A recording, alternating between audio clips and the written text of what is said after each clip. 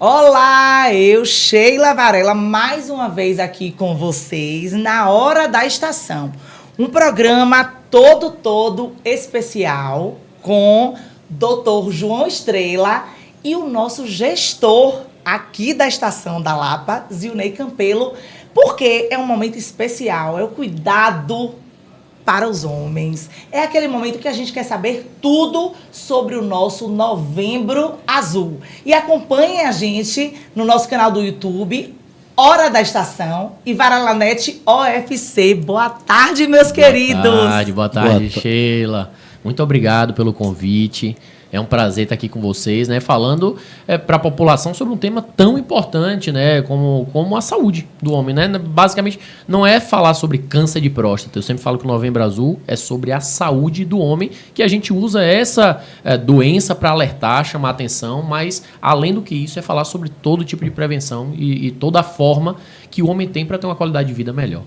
Obrigado. E a gente vai aproveitar, Zilnei, aqui para uma consulta, né? Exatamente. Exclusiva, né? Não, eu queria agradecer, antes de mais nada, o carinho aí de Sheila ter me convidado para essa mesa assim de última hora. Né? Tá certo, isso aqui da Sheila e a honra de estar aqui presente com o Dr. João Estrela. Aliás, o nome dele é bíblico e ainda está nas estrelas, né? Que é Já Dr. pensou? João, esse jovem talentoso, né? Obrigado. Urologista. E aqui com o especialista e com você, meu amigo Zilnei, que está representando todos os homens que poderiam estar aqui tirando todas as suas dúvidas. Eu vou começar o seguinte, doutor, qual é a diferença entre proctologia e urologia?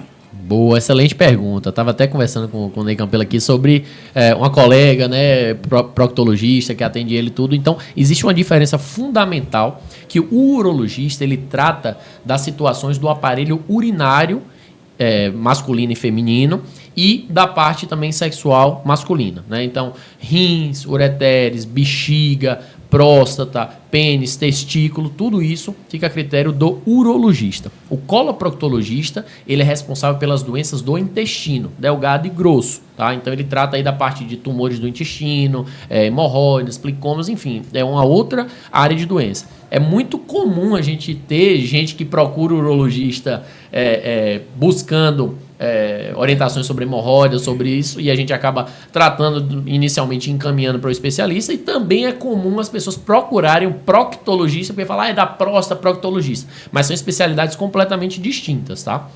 E doutor, qual é a importância do Novembro Azul, já que estamos aqui com essa bandeira, para que as pessoas entendam o que é o Novembro Azul e qual a sua importância? Bom, o Novembro Azul é de extrema importância porque a gente fala sobre uma doença que é muito frequente na população, de uma forma geral, no mundo todo. É o segundo câncer mais comum nos homens, certo? É um dos que mais mata homens e ele é uma doença silenciosa, né? O câncer de próstata é silencioso e para isso que existe o rastreio, que é essa prevenção que a gente procura, né? O que a gente chama de prevenção secundária. Não existe uma prevenção do ponto de vista, vou parar de comer tal coisa que isso vai me impedir de ter um câncer de próstata. Não. É, na verdade, uma prevenção secundária, onde a gente tenta diagnosticar o câncer cada vez mais cedo. E aí a gente tem dois exames, que é o PSA e o TOC, a gente vai falar mais sobre a parte técnica, mas com isso a gente consegue identificar o câncer de uma forma precoce e tratar trazendo uma alta taxa de cura.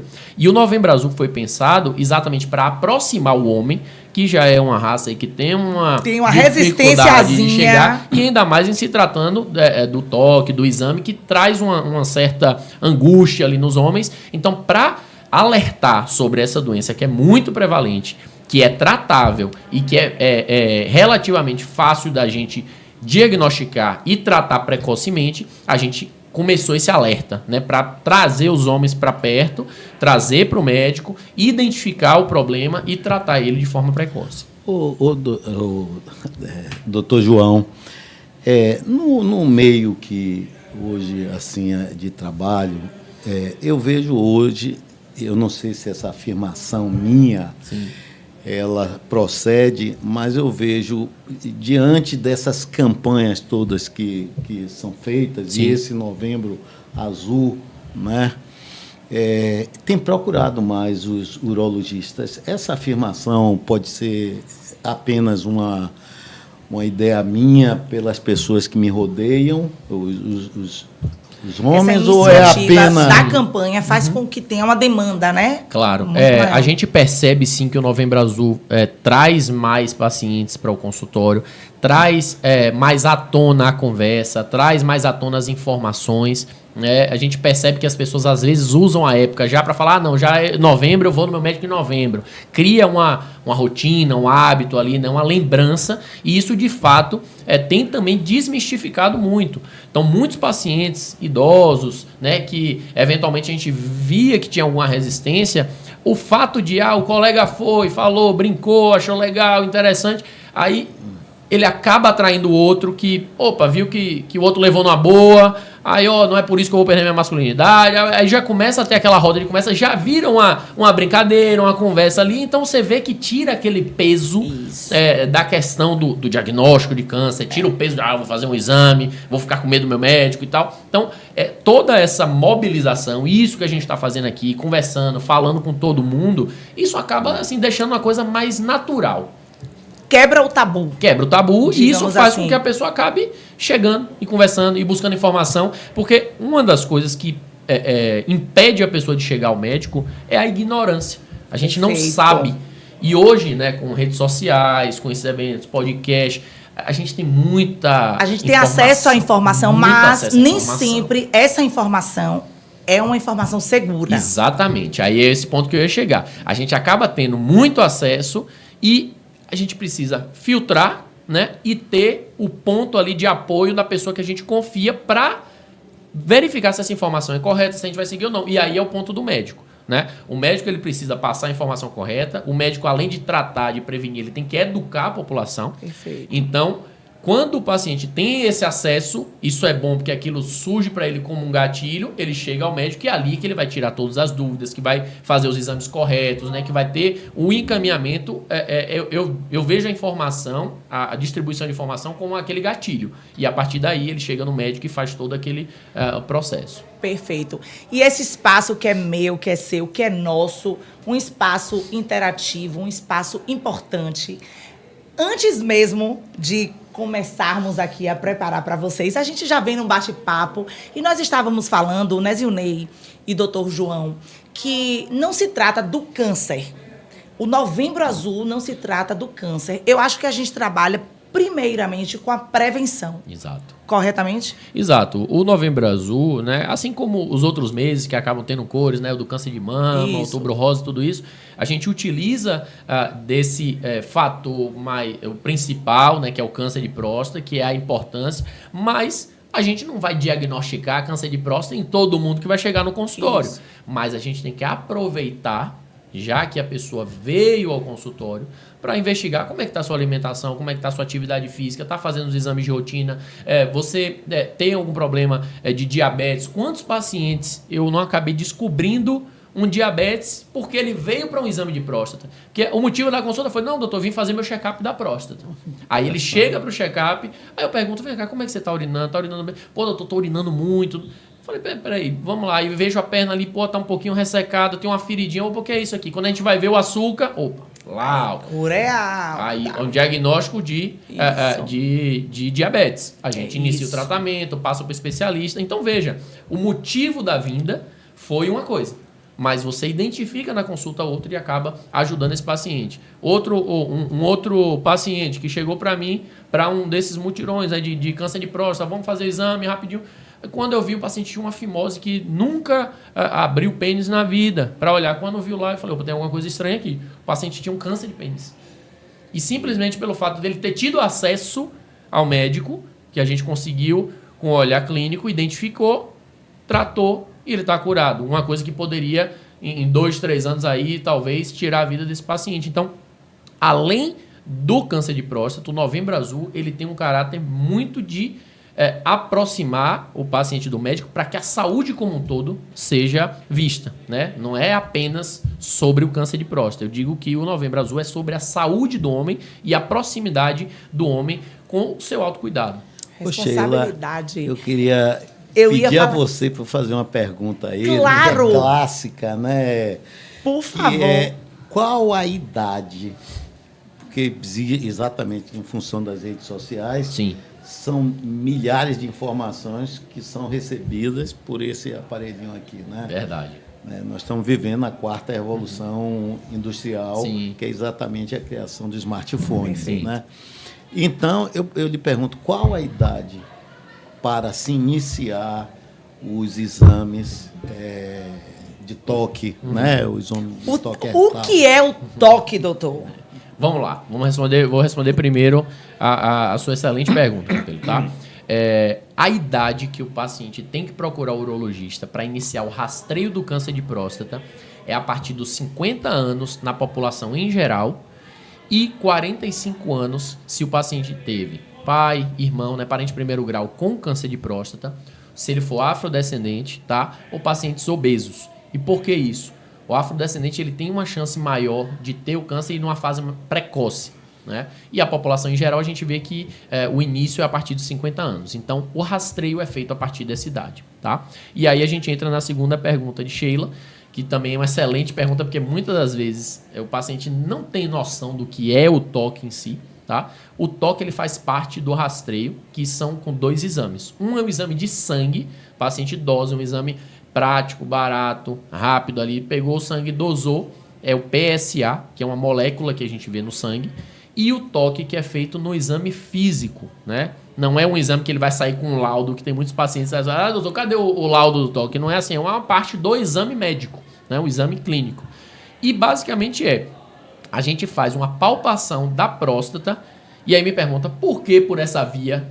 Porque a próstata está encostada no reto, né? E ela está a uns 2 centímetros ali da borda anal. E quando a gente palpa, a gente faz uma palpação mesmo da parte posterior da próstata. A gente vê se ela está rugosa, se ela está endurecida, se tem um caroço. Eu costumo sinalizar como se fosse uma laranja. Você tem ali uma laranja, ela é bem lisinha, né? Se aperta, ela tem uma certa mobilidade ali. Só que quando você passa naquela parte onde tem ali um umbigo, né? Daquela laranja de umbigo, você vê que tem um nódulo. É isso que a gente procura. Então a gente passa, ó, a laranja tá lisa, opa, tem um nódulozinho aqui. É isso que a gente procura. Porque 80% dos cânceres de próstata acontecem na periferia. E é exatamente ali que a gente consegue tocar esse tipo de nódulo. E que programa especial com meu amigo Zilney Campelo, gestor aqui da nossa estação, doutor João Estrela, que inclusive, eu não sou boba não, viu? Não é? Eu trouxe doutor João Estrela, que inclusive vai falar um pouquinho pra gente. Doutor, uma vez diagnosticado, o que é que hoje a gente tem de avanço para dar uma vida de mais qualidade? Inclusive até psicologicamente falando. Acho perfeita essa pergunta, que no passado, né, existiam, né, procedimentos, logicamente com a ciência naquela época, mas hoje se evoluiu bastante, né?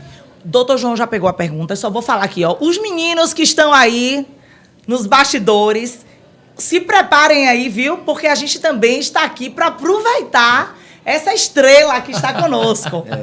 Não é? Vamos aí, doutor João. Pois é, em relação, né, ao tratamento do câncer de próstata, toda vez que a gente fala sobre tratar a próstata, o grande medo do paciente é em relação à impotência. O paciente fala, não vou descobrir, porque se eu descobrir eu vou tratar, eu vou ficar broxa. Essa é a grande preocupação de todos, tá? Existem 2 fatores envolvidos no tratamento do câncer de próstata que acabam prejudicando a qualidade de vida do paciente.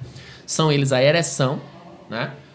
O prejuízo à ereção e o prejuízo à continência, que é quando o paciente não consegue segurar a urina. E por quê? Existem alguns motivos aí. A próstata, ela fica na saída da bexiga, entre a bexiga e a uretra. E quando a gente retira essa próstata como um todo, a gente acaba mexendo em alguns nervos, né, que passam ali por próximo dela. E esses nervos são responsáveis por fazer com que o pênis se torne ereto.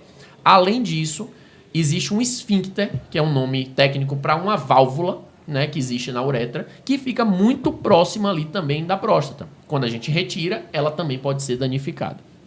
Como o nosso objetivo principal é oncológico, é o tratamento do câncer, né? Antigamente a gente fazia cirurgia e falava, infelizmente é isso aí mesmo, tem que tratar, ou você ficava com câncer, é o que a gente aceita. Mas na medicina a gente está sempre avançando. Isso. E o que a gente quer? Além do tratamento cirúrgico oncológico, ou seja, além de eu te dar uma segurança de que seu câncer vai ser tratado, eu não posso esquecer de que você tem uma qualidade de vida, de que você é um adulto jovem, que antigamente, 60 anos, o cidadão já falava, já estou cansado, não tenho mais relação. Com certeza. Hoje em dia, um senhor de 60 anos está ali no auge, com todas... namorando, tranquilamente fazendo sua atividade física, não quer se urinar, não quer estar com problema de impotência. Então, a gente vai evoluir nas técnicas para cada vez mais, além de tratar o câncer, a gente manter ele com a sua qualidade de vida. E, para isso, a gente faz umas técnicas menos invasivas. Antigamente, a gente fazia, né? Até hoje a gente faz algumas cirurgias abertas, né? Hoje, no SUS, infelizmente, a gente não tem uma disponibilidade tanta assim em relação a, por exemplo, a cirurgia robótica, que eu vou falar, mas a gente fazia cirurgia aberta. Com essa cirurgia, tínhamos um resultado, né, sobre relação à impotência e incontinência, que alguns pacientes acabavam ficando com essas sequelas. Depois evoluiu isso para uma técnica por vídeo, onde a gente tinha menos invasão, melhorou a questão da continência e da potência, e hoje em dia a gente tem a cirurgia robótica, que basicamente a gente utiliza uma plataforma, um robô, que ele faz com que os movimentos do cirurgião sejam mais delicados. A visão a gente acaba vendo em 3D dentro da cavidade do paciente. Perfeito. Por incisões pequenas, e com isso a gente tem resultados cada vez melhores em relação à continência e à potência. Então muitos pacientes que a gente opera acaba que logo após a cirurgia estão continentes, a potência acaba sendo melhor, então essas taxas acabam melhorando a cada dia. Ou seja, doutor João, então quer dizer que a gente já utiliza robótica no tratamento para o câncer de próstata. Sim, o robô hoje, né, o robô cirúrgico, é uma das cirurgias mais fantástico, feitas, né, é a questão da próstata, porque ele é um órgão que está ali fundo, numa região de difícil acesso, ao redor dos ossos da bacia, né? E a gente precisa dessa delicadeza para preservar estruturas que vão manter essa qualidade de vida. Então, com a câmera do robô, a gente consegue chegar bem pertinho, a gente consegue ver a região dos nervos que a gente precisa preservar, usar pouca energia, né, de cauterização, mover os braços lá bem próximo. Então, isso dá para a gente uma qualidade cirúrgica, né? Uma precisão cirúrgica maior. Então, hoje é um dos maiores benefícios da cirurgia robótica exatamente para o câncer de próstata. Fantástico, né, meu amigo? E a gente hoje diz assim, a gente tem que entender que envelhecer é vida. Sim. E faz parte do processo entre homens, mulheres, entre os seres vivos, que a gente aprenda a envelhecer, fazendo com que a gente entenda que a tecnologia está chegando para também favorecer. Com certeza. Né? E eu fiquei encantada, porque ele é amigo de um amigo, né? Um grande profissional. E aí, esse amigo falou, Sheila, jovem, talentosíssimo, super profissional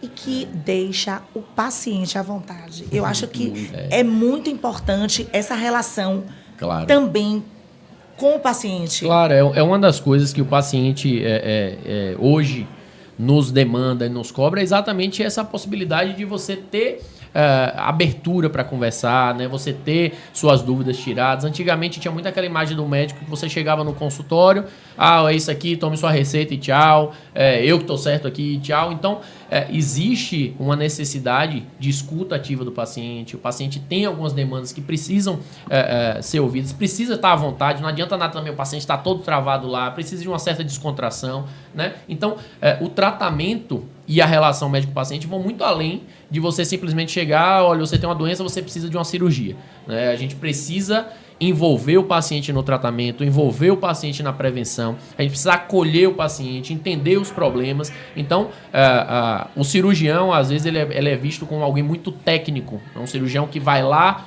passa o bisturi, resolve o problema e é isso aí, meu amigo. Mas, principalmente na urologia, né, que eu costumo dizer que o urologista é o médico do homem, apesar da gente tratar mulheres, né, de cálculos, incontinência urinária, tudo isso, acaba sendo o médico do homem e é o que é responsável pela saúde do homem. Perfeito. Né? É o que vai cuidar dele ali. Eu tenho um problema cardíaco, poxa, ele vai tratar com o cardiologista? Vai, mas ele vai estar acompanhando ali anualmente com o urologista dele. Então, isso tudo é fundamental para que o paciente mantenha-se ativo na sua saúde. Né? Não adianta nada ele chegar no consultório, não se sentir bem acolhido, não se sentir bem tratado e isso aí afastar ele do consultório e aí quebra toda aquela questão do que a gente está fazendo, de trazer ele para perto, né? Trazer ele para o consultório e manter ele cuidando da própria saúde. Ô, Sheila, eu queria fazer uma pergunta, doutor. Vamos aproveitar doutor João Estrela aqui. Doutor João, eu tenho 65 anos, viu? Então,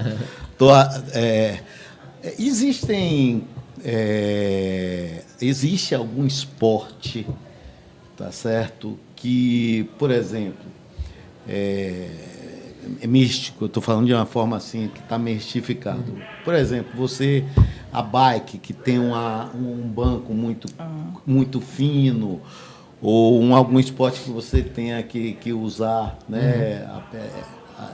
Essa que cause o atrito, né? Que cause o atrito. Sim. Existe alguma relação? É só hereditária? Ou tem alguma coisa que provoque, né, o avanço? Tá, não existe nenhuma relação entre traumatismo local ou tipo de atividade física com a questão do câncer de próstata. O que muitas vezes há, né, e as pessoas às vezes confundem um pouco o paciente tem uma sensação de dor ali no períneo, né, naquela região um pouco abaixo ali da região que dizem que é a próstata, né? Eu tô sentindo minha próstata, tô sentindo alguma coisa. Muitas das vezes isso está relacionado com outros problemas de contração de bexiga, de tensão muscular. Então, às vezes, o paciente faz esse ciclismo de grandes distâncias, acaba sentindo um desconforto e ele associa isso à próstata. Mas os fatores de risco relacionados ao câncer de próstata estão muito influenciados pela questão genética, né?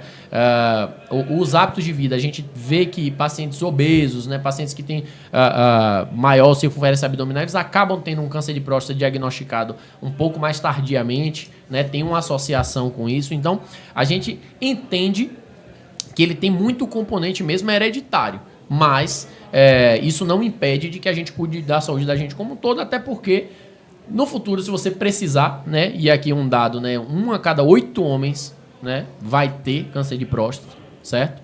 Durante a vida, né, vivendo bastante, né, a gente acaba tendo 1 a cada 8 pacientes vão ter o câncer de próstata. Ele tendo uma saúde boa, tendo condições melhores para um tratamento, ele vai ter melhores resultados, né? Então, assim, que você não consiga comer alguma coisa para evitar o câncer de próstata ou deixar de comer alguma coisa, mas que você esteja bem preparado para caso você precise de um tratamento. Então, doutor, alimento, tabagismo, ser sedentário, alimentação, não estão diretamente relacionados ao câncer de próstata? Não, a gente não tem uma relação causal direta, né? Como, por exemplo, fumar dá câncer de bexiga. Né? Câncer de bexiga, mais de 90% dos cânceres de bexiga são causados pelo tabagismo. Né? A gente não tem essa relação direta em relação ao câncer de próstata. Mas, obviamente, que a gente sempre orienta os pacientes a manter hábitos saudáveis, porque isso, na verdade, previne outros tipos de câncer, né? Câncer coloretal, né? Câncer de pulmão, câncer de bexiga. A gente fala muito do câncer de próstata, mas a gente tem que lembrar que existem outros tipos e que tem fatores de risco bem estabelecidos. E pensar que uma vida com qualidade acaba nos levando para um futuro mais seguro, com certeza, digamos assim. Ó, que bate-papo maravilhoso, que presente. E vou dizer uma coisa. O papel da gente, viu, meninas, na vida desses meninos é importantíssimo. Diga aí, doutor Zilney. Perfeito. Às vezes, a esposa, a filha, a neta, a mulher é quem estimula, é quem percebe o start. Tô certa? Isso é verdade. Isso é verdade. O que seria? Seria de você? Eu tava falando com ele aqui, rapaz, homem é bicho medroso. Muito né? mais. Bicho enrolado. Como dizem, se tivesse que parir, só teria um filho. Não, a humanidade estaria acabada. Se homem tivesse que parir, eu falo, mulher reclama do parto que não sabe que é um homem gripado, né? Pois é. Então, isso aí a gente brinca, mas é uma coisa que a gente ainda vê no consultório bastante. É o paciente sendo trazido, puxado pelo braço, pela esposa, puxado pelo braço pela mãe, né? Enfim, as mulheres que estão ao redor, que são muito mais, assim, historicamente, tem mais autocuidado do que o homem. Então, tem essa responsabilidade, né, de cuidar, né? A mulher tem essa coisa do cuidar. Então, muitas das vezes, ele é trazido. Mas o grande problema disso é porque os sintomas, os sinais que são dados, muitas das vezes, para ser percebido pela parceira, pela mãe, pela neta, pela filha, pela sobrinha, já dão sinais mais avançados. Porque a pessoa, às vezes, consegue esconder uma coisinha ali. É diferente um paciente que chega no início ali de uns sintomas de próstata, que tá, tô com um jato um pouquinho mais fraco, doutor, já tô sentindo um apertozinho na urina. É diferente do cidadão que vem puxado pela esposa falando, doutor, ele fica 5 minutos para poder urinar no banheiro, tem alguma coisa errada. Porque o avanço ali da doença é um, o tratamento é um, o resultado é um. Se ele vem de uma forma precoce, é outro. Então, normalmente, se ele não vem trazido pela esposa para fazer aquele check-upzão, não, doutor, me trouxe aqui, eu não tô sentindo nada, não. Mas me trouxe aqui para poder eu fazer meu check-up. Se não é assim, é o cara que tá caladão assim e chega e fala, doutor, foi assim, assim, assado, tá sentindo isso, isso e isso. E aí eu até gosto quando vê a mulher, porque não deixa mentir, não né? deixa. Vai falando tudo. Falando tudo. Deixa até constrangido. Deixa quando tem uns pacientes que chegam lá e falam assim, aí, tá tudo bem, tá tudo bem. Tudo bem o quê? E namorando, tá namorando direitinho, e a mulher faz assim, ó. Aí eu falo, opa, tem uma coisa errada aí, exatamente. Então, muitas das vezes, ainda temos, sim, essas mulheres, e eu até gosto, porque não deixa mentir. E lá em casa, viu, Sheila? É minha mulher e 2 filhas. Graças a Deus. Né? E Ruth, você conhece, né? Isso. Que é minha esposa, minhas filhas. Elas têm esse cuidado. Sim. Né? No caso de minha mulher, Ruth, ela tem um histórico familiar mais cardíaco, etc., não é de câncer, mas o meu lado de hereditariedade é mais de câncer, tanto por parte de pai como parte de mãe. Então, eu estou sempre ali, ela está sempre nesse cuidado comigo. Eu acho a mulher que é naturalmente mais cuidadosa, né? Impressionante. O instinto materno grita. Exatamente. Nessas horas. Eu acho que é o que o doutor Estrela falou, né? Ai de nós sem as mulheres, né? Exatamente. Ai, gente, como eu tô feliz. Doutor Estrela, estrela de verdade.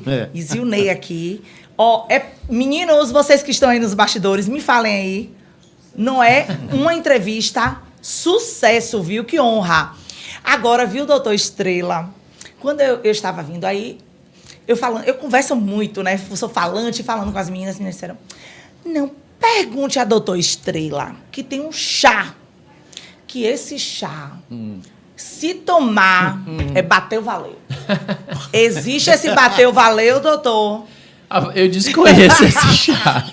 Eu acho difícil, bicho. Eu desconheço esse chá. Sou médico para falar, que quem tem que falar é doutor Estrela. Por isso que existe o Novembro Azul, então, para a gente prevenir e tomar consciência real de que quanto mais cedo a gente descobre qualquer coisa, a gente tem outro movimento para o tratamento, né, doutor? Exatamente. É isso. A questão é a gente entender que não tem como você fugir da doença, né? Isso. Você não vai fugir dela. Ela, se for para ela acontecer, né? O câncer de próstata, eu tô sendo mais enfático em relação ao câncer, né? Porque é o que eu falei, não tem nada pontual que você acabe fazendo para reduzir o risco. Então, se você tem aquela carga genética, se você tem aquela propensão e você tem o diagnóstico, não adianta você esconder. Não adianta, porque muitos ficam com medo de, eu vou descobrir que eu tenho um câncer. Você vai descobrir, o melhor que você descubra antes.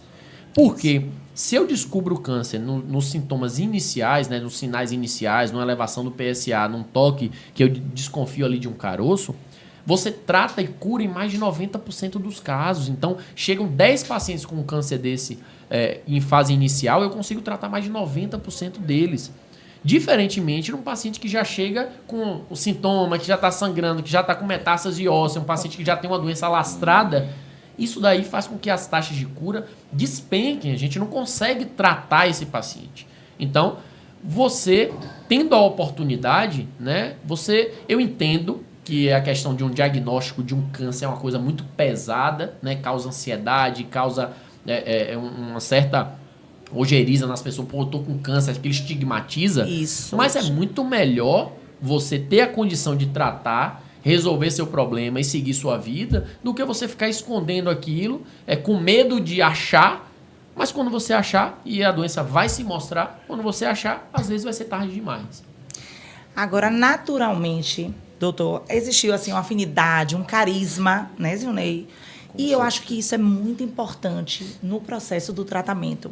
Eu que vivi muito em hospitais, em médicos, com varela, vocês todos aqui, a Bahia conhece, eu percebi a importância e a diferença da humanidade dentro da medicina. Sim. Isso é imprescindível, não é, doutor?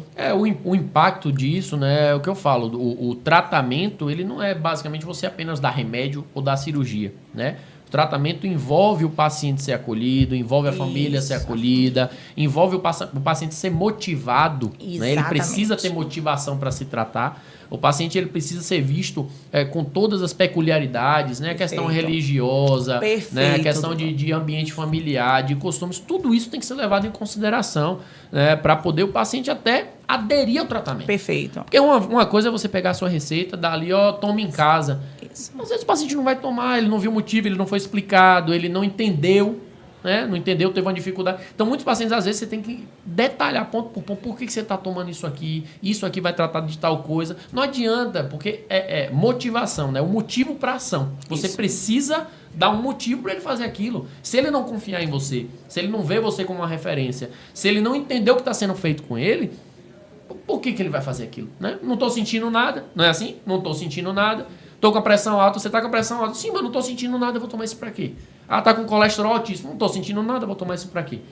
Ah, pode ter um câncer de próstata, não estou sentindo nada, eu vou operar, vou ficar broxa, incontinente, não sei o quê, para que eu vou operar? Então, o tratamento, a prevenção, o tratamento, o acolhimento do paciente, tudo isso envolve no sucesso do tratamento. Eu queria pedir a Sheila, minha super amiga, que me colocou aqui de paraquedas, literalmente.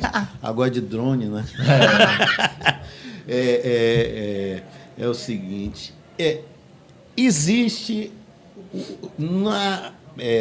quando você descobre precocemente, existe a possibilidade de não tirar toda a próstata? Perfeita a pergunta. O tratamento do câncer de próstata, quando a gente identifica ele de uma forma precoce, que ele está dentro da próstata, o padrão ouro hoje de tratamento é cirurgia ou radioterapia, tá? Então tem pacientes que optam pela radioterapia, pacientes que optam pela cirurgia. Então tem vários motivos que podem levar a esse tipo de decisão. Hoje em dia existem alguns tratamentos experimentais, nada ainda definitivo, que buscam obviamente, tratar uma parte da próstata, né? Tirar um pedaço ali e resolver aquilo. Mas não existe nada hoje em forma desse tipo de tratamento disponível. E como eu falei, a gente tem pesquisas, né? Existem tratamentos que estão sendo aí investigados para tentar fazer com que não precise tirar tudo, né? Você vai ali no nódulo, por exemplo, um câncer de rim. Hoje a gente operou, hoje nessa semana a gente operou um câncer de rim, que o paciente tinha um tumorzão lá no rim e antigamente, qual era o tratamento? Tirar o rim todo. Perdi o rim, é isso aí, você deu sorte que não teve problema com o rim. No caso do rim, desculpe interromper, claro, doutor. Aí ou você parte para fazer uma diálise, alguma coisa, ou um transplante. No caso da próstata, tirando a próstata. Sim. Excelente pergunta. Então, o rim, por exemplo, antes a gente tirava o rim todo, né? Tinha um tumor no rim, tirava o rim todo. Se o paciente tivesse outro rim, vida que segue. Se não tivesse o rim, transplante ou diálise. Tá? O impacto era muito maior. Sim. A gente descobriu que se você tirar um pedaço do rim e tirar o tumor do rim, que isso daí não impacta em mortalidade. Ou seja, dá pra gente tratar tirando um pedaço do rim, preservando o órgão. Ótimo. Perfeito. Com a próstata isso ainda não foi definido, né? Não dá pra gente tirar um pedaço. Agora, no rim, se você perder o rim, é um impacto muito grande na vida de uma pessoa relacionada a diálise. A gente sabe que aumenta a mortalidade e tudo isso. Tanto que a gente tem paciente que a gente opera 2, 3 vezes, tirando só pedaços do rim para tentar manter cada vez mais aquele rim ali.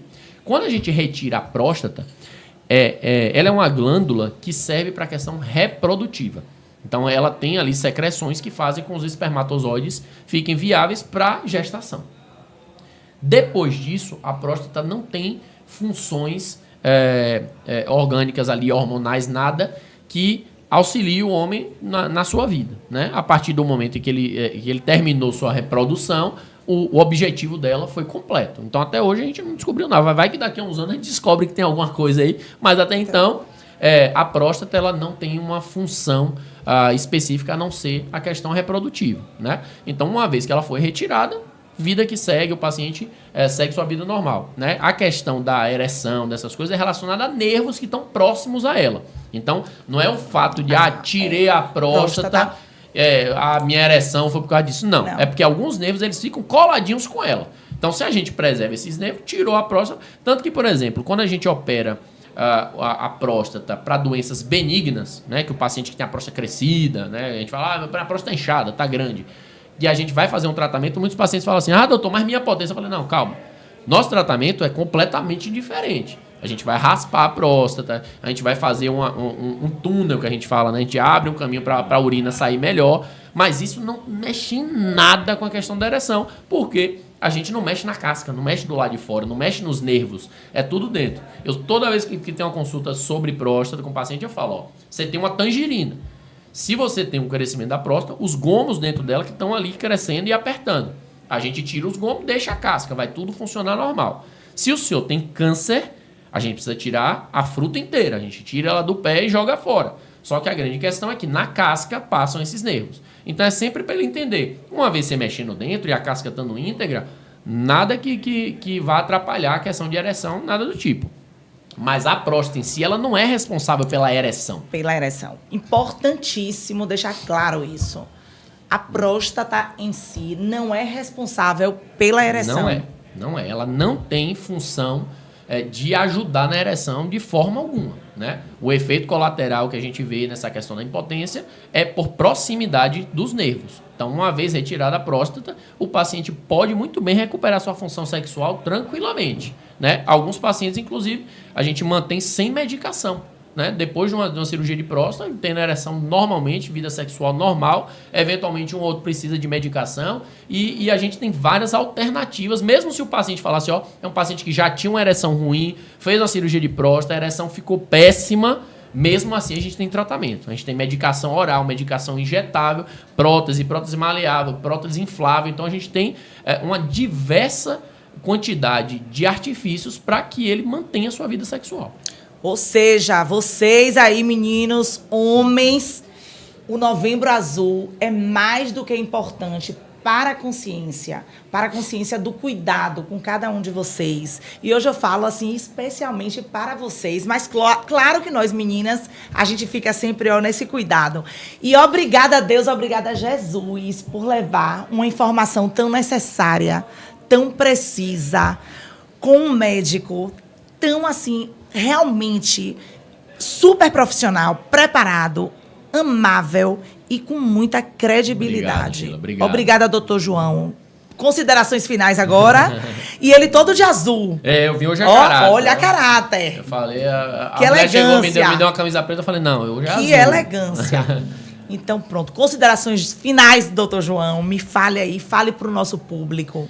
Pronto, Sheila, mais uma vez, agradeço o convite, a oportunidade de trazer informação, né, de passar para a população informação, que eu sempre falo, o médico, além de médico, que trata doenças, ele é um educador, ele precisa educar a população, né? A gente tem essa função social de educar, porque a saúde tem também o viés educacional. A gente precisa deixar as pessoas mais atentas, né? E com mais conhecimento sobre a própria saúde. Então, eu entendo esse mês, principalmente, esse Novembro Azul, com mais uma motivação, né? Para a gente trazer informação de credibilidade, né? Informações úteis para que as pessoas consigam cada vez mais, né, se atentarem à própria saúde, cada vez mais buscarem informações de credibilidade, né, como a gente começou, não adianta ser qualquer tipo de informação, e se aproximar do seu médico, né, se aproximar, ter hábito de vida mais saudável. Então, tudo isso, né, todo esse Novembro Azul, a gente fala do câncer, mas mais uma vez, eu reforço que não é só sobre o câncer, é sobre a saúde masculina, é sobre o homem assumir para si o papel de transformador da sua própria saúde. Perfeito. Aproveitar aqui, nosso Zilney Campelo, nosso gestor, para falar também do nosso espaço interativo e de muita credibilidade. Ô, Sheila, antes de mais nada, ter você aqui é um prazer, né? Sheila é um doce, né? E doutor Estrela trouxe aqui para a gente informações que eu, que tenho 65 anos, já fiz diversos exames, não tinha essa informação mais apurada do que é uma próstata, qual o funcionamento e por que existe essa questão da ereção, e na verdade não é a próstata, são os terminais, né, os nervos. Então, eu queria lhe agradecer de estar presente aqui, que foi uma aula nota 1000 aqui com o doutor Estrela. Tinha que ser você também aqui ainda conosco. Ficou, né, ainda bem que ficou. Doutor João, e quem quiser buscar mais informações, como é que vai? O que é que você, através de doutor João, pode oferecer para cada um que está aqui agora? Se quiserem me seguir nas minhas redes sociais, né, Dr. João Estrela no Instagram, meu site também, drjoaoestrela.com.br, né, eu trago algumas informações, alguns vídeos, pessoal manda pergunta, tiro dúvidas, né, e lá vocês podem encontrar as informações sobre o João Estrela, tá bom? Obrigada a Deus, obrigada a cada um de vocês. Sheila, você não... Felicidade. E você não colocou o seu arroba aí. Vou falar agora. Sheila Varela, meu Instagram pessoal. E @VarelaNet. E agora também aqui no YouTube com a gente, A Hora da Estação e VarelaNet OFC. Obrigada, um beijo grande. Deus abençoe a gente e até o próximo episódio.